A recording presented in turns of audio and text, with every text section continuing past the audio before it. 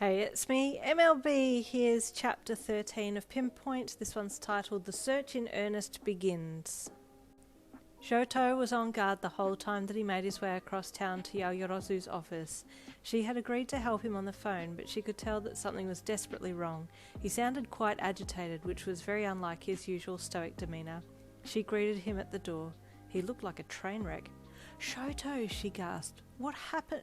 "Please, Yaoyorozu, we must go inside," he said in a low tone, glancing around uneasily. She pursed her lips and nodded, holding the door open for him to enter. Once inside, she led him down to her laboratory. "Are you okay?" she asked anxiously as she closed the door behind her. "There seems to be a misunderstanding," Shoto started to say. "The inspector—" "The inspector? He came by yesterday asking a lot of probing questions about you," she said, worriedly crossing her arms. "He did?"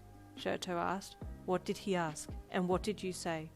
"He was asking about you and gemstones. I simply answered his questions, but I didn't know he was going to do something to you."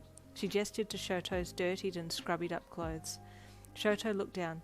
"Oh, no, please don't misunderstand. We didn't have a fight. He hasn't laid a finger on me. Well, not yet, anyway." "What do you mean by not yet?" Yaoyorozu was starting to get more and more concerned by the minute. "A lot has happened this morning," Shoto said, divulging details from the morning's affair, adding in that he was now suspect in a kidnapping. Yaoyorozu was thoroughly disturbed. "I need to call the inspector right away and clear this up," she said, overwrought with worry. "No," Shoto stopped her. "This is a complicated case," he said, gazing at the floor. "How so?" Yaoyorozu asked, her hand hovering over the phone. Shoto remained in place, eyes downcast, unsure of what to say. Yaoyorozu stayed silent, hoping that Shoto would open up to her. "Shoto," she said softly, "you can talk to me if you want to. I've known you for a long time now, and I'm always here for you." The compassion in her voice was evident. Shoto shifted slightly and rubbed his arm with the other, suddenly looking very vulnerable. He whispered hoarsely. I need to save her. I've been searching for her for 13 years. His voice was straining with the many emotions that he had bottled up over the years. Yaoyorozu's chest tightened. The sorrow she felt from just his few words was enough to tell her that he was romantically interested in this particular gem wielder.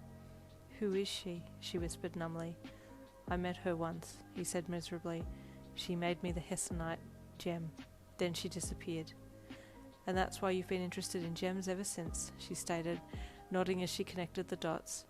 Shoto nodded solemnly, lifting his gaze to meet hers. "Yaoyorozu, please, will you help me?" Her affection for Shoto made her into a willing accomplice. "Of course, Shoto, anything you need. I'm here."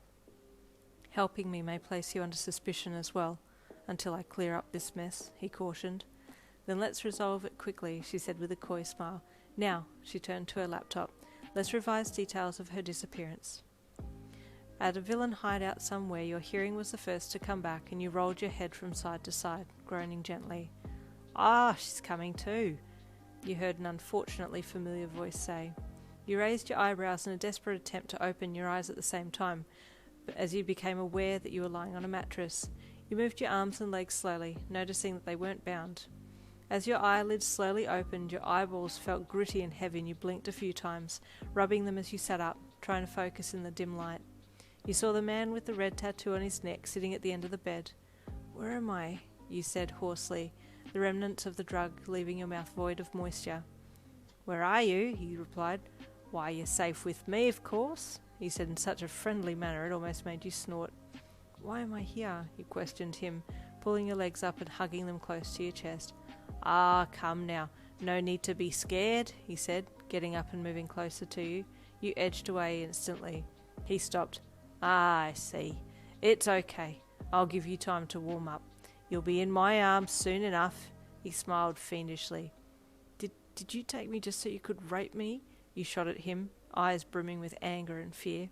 "Rape?" He almost seemed appalled at your accusations. "No, my princess. You'll come to me willingly." He stood up and you flinched. "I'll be back in a minute, my love. Let me just go and tell the boss man you're awake and well." And with that he left you, locking the door behind him, leaving you disorientated and confused. A single tear rolled down your cheek. "Kaden, she's awake," Garen announced, walking into the other room. Oh, good.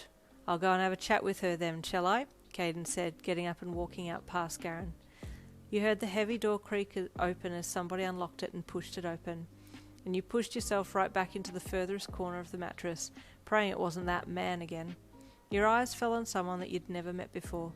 Hello, Yin, he said. Who are you and what do you want? You said, your voice shaking, despite trying to sound as brave as possible. It's okay, the burly man said. I'm not here to hurt you. I'm here to ask for your help. You eyed him suspiciously.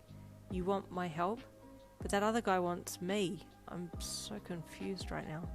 Who wants you? Garen? The muscular guy asked, laughing heartily. Please don't mind him. He's got an agenda of his own. He seems to be quite interested in you. I don't want you for your body, though. I just need you for your quirk, the man said, walking into the room and closing the door. My quirk? You asked curiously. Yeah, he grunted, sitting down on the bed. I want you to make me some gold. Gold? You squeaked. But I've never made gold before. Well, you'd best learn quick then, the big man said, standing up again. My name's Caden.